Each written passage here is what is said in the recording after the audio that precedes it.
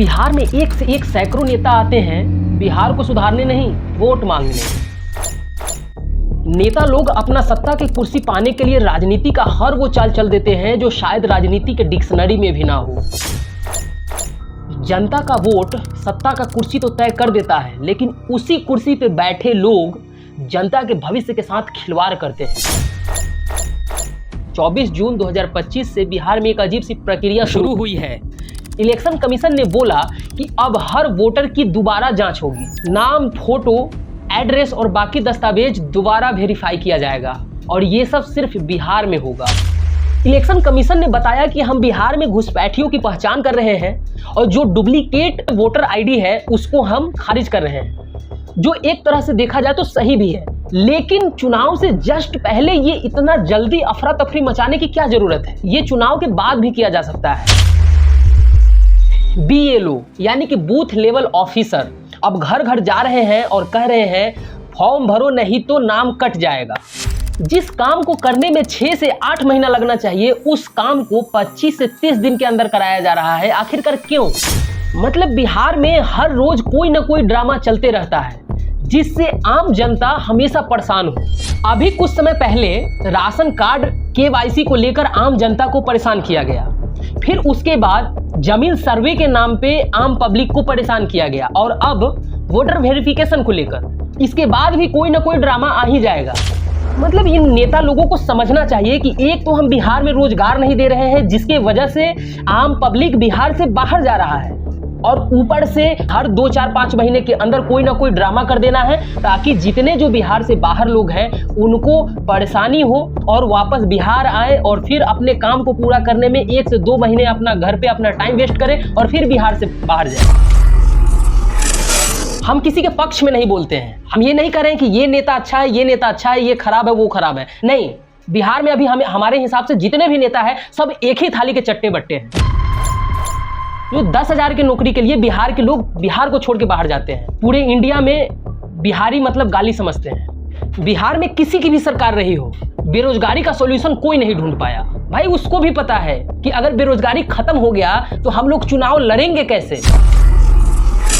गांव गांव में लोग परेशान हैं। बुजुर्ग कह रहे हैं बेटा आधार भी है, वोटर आईडी भी है, और अब क्या चाहिए। विपक्ष खुलकर कह रहा है कि ये जातीय जनगणना के डेटा को मैनेज करने का चाल है। इलेक्शन कमीशन ऑफ इंडिया का जवाब है हम वोटर लिस्ट सफाई कर रहे हैं, कोई पॉलिटिक्स मकसद नहीं है। लेकिन फिर वही सवाल खड़ा होता है कि देश में और भी राज्य हैं तो सिर्फ बिहार में ही क्यों किया जा रहा है?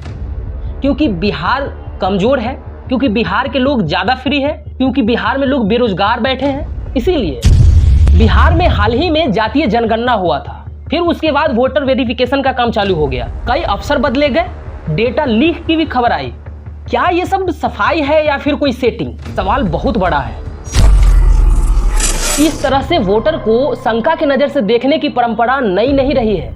असम NRC 2019 19 लाख वोटरों को घुसपैठिया बताकर वोटर लिस्ट से बाहर कर दिया गया। गुजरात 2006 आदिवासी इलाकों से 1.2 लाख लोगों को वोटर लिस्ट से बिना बताए बाहर कर दिया गया। बिहार 2019 27 लाख वोटर का नाम अचानक से वोटर लिस्ट से गायब हो गया। ये सब कैसे हो रहा है, क्यों हो रहा है? आम जनता राजनेताओं के हाथ के कठपुतली बन के रह गया है। जब मर्जी नाम हटा दो, जब मर्जी नाम जोड़ दो, जैसे मर्जी वैसे करो, जो मर्जी नियम लगा दो, जो मर्जी करना है वो करो, बस अपना कुर्सी बचना चाहिए। क्या ये सफाई है या चुपचाप पहचान मिटाने का तरीका? एक व्यक्ति का फॉर्म ये कहकर लौटा दिया गया कि आप जाति प्रमाण पत्र दो, नहीं तो आपका नाम वोटर आईडी में नहीं जुड़ेगा। बिहार का राजनीति जाति, धर्म, कास्ट, मजहब इसी में लिपट के रह गया है। अब सोचने वाली बात यह है कि अगर इस वोटर वेरिफिकेशन से बांग्लादेशी, नेपाली या किसी देश के अवैध घुसपैठियों का पता लगता है तो ये देश के लिए जरूरी भी है। लेकिन अगर इसके पीछे कोई राजनीति एजेंडा है या फिर विरोधी के वोटर बैंक को मिटाने का चाल है तो ये फिर बहुत गलत हो रहा है। बिहार की बात होनी चाहिए, चाहे कोई भी पार्टी आके करे, चाहे नीतीश जी आके करे, चाहे लालू जी की पार्टी करे। हालांकि इन दोनों के राज्य में बेरोजगारी खत्म नहीं हुआ है, क्योंकि सबको पता है कि बेरोजगारी और महंगाई हट गया तो भाई चुनाव कैसे लड़ेंगे हम लोग। तो आप लोगों को क्या लगता है बिहार की राजनीति किस दिशा में जा रहा है? आप लोग अपना कमेंट जरूर दीजिएगा और मुझे उम्मीद है कि आप लोगों को ये वीडियो अच्छा लगा होगा, और अगर अच्छा लगा है तो प्लीज एक लाइक कर दीजिएगा। अगर आप चैनल पे नए हैं तो चैनल को सब्सक्राइब भी कर लीजिएगा। तो मिलते हैं दोस्तों नेक्स्ट वीडियो में, तब तक के लिए जय हिंद, जय भारत।